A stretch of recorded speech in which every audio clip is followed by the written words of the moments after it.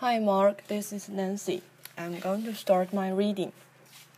This is from the opinion pages op-ed contributor, A Sister's Eulogy for Steve Jobs by Mona Simpson, October 30th, 2011. I grew up as an only child, with a single mother, because we were poor and because I knew my father had immigrated from Syria. I imagined he looked like Omar Sharif. I hoped he would be rich and kind and would come into our lives and our not yet furnished apartment and help us. Later, after I met my father, I tried to believe he'd changed his number and left no forwarding address because he was an idealistic revolutionary, plotting a new world for the Arab people. Even as a feminist, my whole life I've been waiting for a man to love. Who could love me? For decades, I've thought that man would be my father. When I was 25, I met a man and he was my brother. By then, I lived in New York, where I was trying to write my first novel. I have a job at a small magazine in an office the size of a closet, with 3 other aspiring writers. When one day a lawyer called me, the middle-class girl from California who hassled the boss to buy us health insurance, and said his client was rich and famous and was my long-lost brother, the young editors went wild. This was 1985, and we worked at a cutting-edge literary magazine, but I'd fallen into the plot of Dickens' novel, and really, we all loved those best. The lawyer refused to tell me my brother's name, and my colleagues started a betting pool. The leading candidate, John Travolta. I secretly hoped for a literal descendant of Henry James, someone more talented than I, someone brilliant without even trying. When I met Steve, he was a guy my age in jeans, Arab or Jewish looking, and handsomer than Omar Sharif. We took a long walk. Something had happened that we both liked to do. I don't remember much of what we said that first day, only that he felt like someone I'd pick to be a friend. He explained that he worked in computers. I didn't know much about computers. I still worked on a manual elevated typewriter.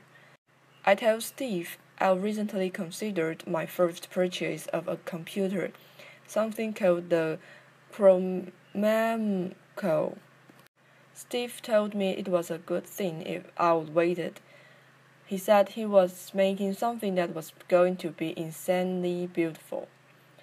I want to tell you a few things I learned from Steve during 3 distinct periods over the 27 years I knew him. There are not periods of years, but of states of being. His full life, his illness, his dying. Steve worked at what he loved. He worked really hard, every day. That's incredibly simple, but true. He was the opposite of absent-minded. He was never embarrassed about working hard, even if the results were failures. If someone as smart as Steve wasn't ashamed to admit trying, maybe I didn't have to be.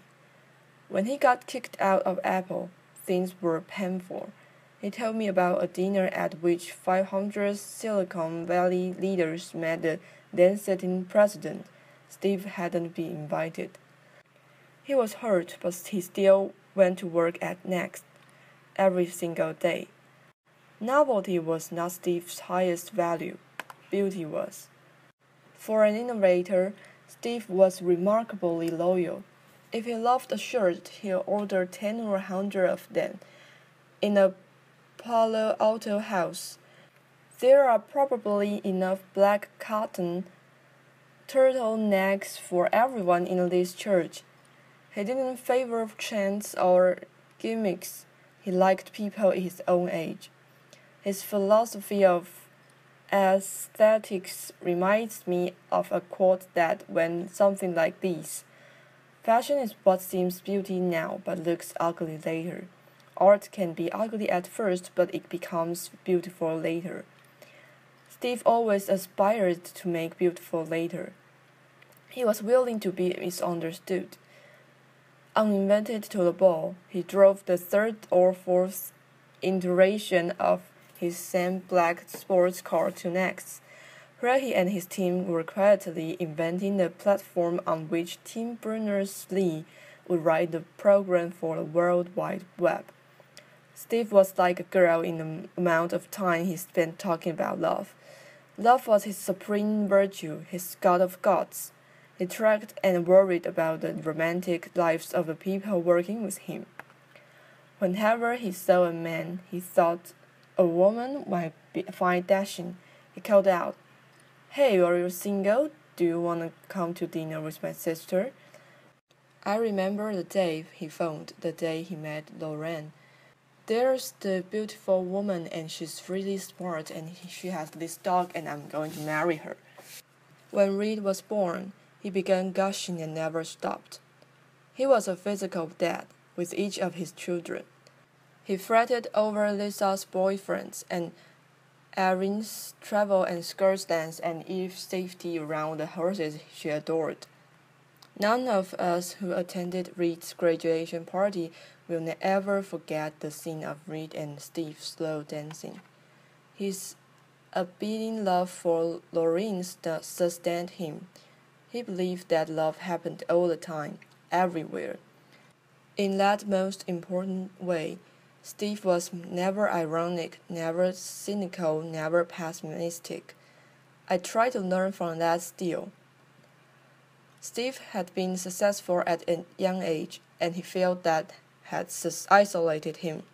Most of the choices he made from the time I knew him were designed to dissolve the walls around him.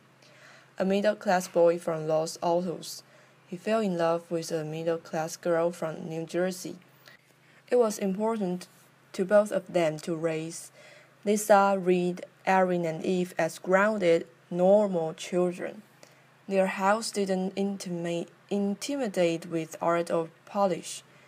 In fact, for many of the first years I knew Steve and Lo together, dinner was served on the grass and sometimes consisted of just one vegetable.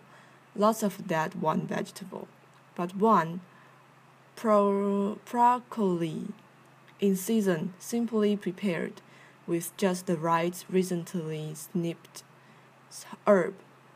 Even as a young millionaire, Steve always picked me up at the airport. He would be standing there in his jeans. When a family member called him at work, his secretary Lynetta answered, "Your dad is in a meeting. Would you like me to interrupt him?" When Reed insisted on dressing up as a witch every Halloween, Steve, Lorraine, Erin, and Eve all went weekend. They once embarked on a kitchen remodel. It took years. They cooked on a hot plate in the garage. The Pixar building, under construction during the same period, finished in half the time. And that was it for the Palo Alto house. The bathrooms stayed old, and this was a crucial distinction. It had been a great house to start with. Steve saw to that. This is not to say that he didn't enjoy his success. He enjoyed his success a lot, just minus a few zeros. He told me how much he loved going to the Palo Alto bike store and gleefully realizing he could afford to buy the best bike there. And he did. Steve was humble. Steve liked to keep learning. Once, he told me if he'd grown up differently, he might have become a mathematician. He spoke reverently about colleagues and loved walking around the Stanford campus. In the last years of his life, he studied a book of paintings by Mark Rothko, an artist he hadn't known about it before, thinking of what could inspire people on the walls of a future Apple campus. Steve cultivated whimsy. What other CEO knows the history of English and Chinese tea roses has a favorite David Austin rose? He had surprise tucked in all his pockets. I'll venture that Lorraine will discover treats, songs he loved, a poem he cut out and put in a drawer, even after 20 years of an exceptionally close marriage. I spoke to him every other day or so, but when I opened the New York Times and saw a feature on the company's patents, I was still surprised and delighted to see a sketch for a perfect staircase. With his 4 children, with his wife, with all of us, Steve had a lot of fun. He treasured happiness. Then Steve became ill, and we watched his life compressed into a smaller circle. Once he loved walking through Paris. He discovered a small handmade soba shop in Kyoto. He downhill skied gracefully. He cross-country skied clumsily. No more. Eventually, even ordinary pleasures, like a good peach, no longer appealed to him. Yet what amazed me, and what I learned from his illness, was how much was still left after so much had been taken away. I remember my brother learning to walk again, with a chair. After his liver transplant, once a day he would get up on legs that seemed too thin to bear him, arms pitched to the chair back. He'll push the chair down the Memphis hospital corridor towards the nursing station, and then he'll sit down on the chair, rest, turn around, and walk back again. He counted his steps and each day pressed a little farther. Lorraine got down on her knees and looked into his eyes. "You can do this, Steve," she said. His eyes widened. His lips pressed into each other. He tried. He always tried. And always with love at the course of that effort. He was an intensely emotional man. I realized during that terrifying time that Steve was not enduring the pain for himself. He set destinations. His son Reed's graduation from high school, his daughter Erin's trip to Kyoto, the launching of a boat he was building on which he planned to take his family around the world, and where he hoped he and Lorraine would someday retire. Even ill, his taste, his discrimination, and his judgment held. He went through 67 nurses before finding kindred spirits, and then he completely trusted the 3 who stayed with him to the end: Tracy, Arturo, Elham. One time, when Steve had contracted a tenacious pneumonia, his doctor forbade everything, even ice. We were in a standard ICU unit. Steve, who generally disliked cutting in line or dropping his own name, confessed that these once he'd like to be treated a little specially.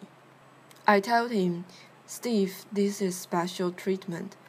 He leaned over to me and said, "I want it to be a little more special." Intubated, when he couldn't talk, he asked for a notepad. He sketched devices to hold an iPad in a hospital bed. He designed new fluid monitors and X-ray equipment. He redrew that not quite special enough hospital unit. And every time his wife walked into the room, I watched his smile remake itself on his face. "For the really big things, you have to trust me," he wrote on his sketch pad. He looked up. "You have to." By that he meant that we should disobey the doctors and give him a piece of ice. None of us knows for certain how long we'll be here. On Steve's better days, even in the last years, he embarked upon projects and elicited promises from his friends at Apple to finish them. Some boat builders in the Netherlands have a gorgeous stainless steel hull ready to covered with the finishing wood. His 3 daughters remained unmarried, his 2 youngest still girls, and he wanted to walk them down the aisle as he walked me the day of my wedding. We all, in the end, died in medias res, in the middle of a story, of many stories. I suppose it's not quite accurate to call the death of someone who lived with cancer for years unexpected, but Steve's death was unexpected for us. What I learned from my brother's death was that character is essential. What it was how he died. Tuesday morning, he called me to ask me to hurry up to Palo Alto. His tone was affectionate, dear, loving, but like someone whose luggage was already strapped onto the vehicle, who was already on the beginning of his journey, even as he was sorry, truly deeply sorry to be leaving us. He started his farewell and I stopped him. I said, "Wait, I'm coming. I'm in a taxi to the airport. I'll be there. I'm telling you now because I'm afraid you won't make it on time, honey." When I arrived, he and his Lauren was joking together like partners who'd lived and worked together every day of their lives. He looked into his children's eyes as if he couldn't unlock his gaze. Until about 2 in the afternoon, his wife could rouse him to talk to his friends from Apple. Then, after a while, it was clear that he would no longer wake to us. His breathing changed. It became severe, deliberate, purposeful. I could feel him counting his steps again, pushing farther than before. This is what I learned. He was working at these too. Death didn't happen to Steve. He achieved it. He told me when he was saying goodbye and telling me he was sorry, so sorry we wouldn't be able to be all together as we always planned, that he was going to a better place. Dr. Fisher gave him a 50-50 chance of making it through the night. He made it through the night. Lauren next to him on the bed sometimes jerked up when there was a longer pause between his breaths. She and I looked at each other. Then he would heave a deep breath and begin again. This had to be done. Even now, he had a stern, still handsome profile, the profile of an absolutist, a romantic. His breath indicated an arduous journey, some steep path, altitude. He seemed to be climbing. But with that will, that work ethic, that strength, there was also Steve's capacity for wonderment. The artist's belief in the ideal, the still more beautiful later. Steve's final words, hours earlier, were monosyllables, repeated 3 times. Before embarking, he looked at his sister Patty, then for a long time at his children, then at his life's partner Lauren, and then over their shoulders past them. Steve's final words were, "Oh wow, oh wow, oh wow." Mona Simpson is a novelist and a professor of English at the University of California, Los Angeles. Since 1988, she has held the Sandy Samuelson Lavish Chair in Languages and Literature at Bard College. He delivered this eulogy for her brother, Steve Jobs, on October 16, 2011, at his memorial service at the Memorial Church of Stanford University. Thank you for your listening.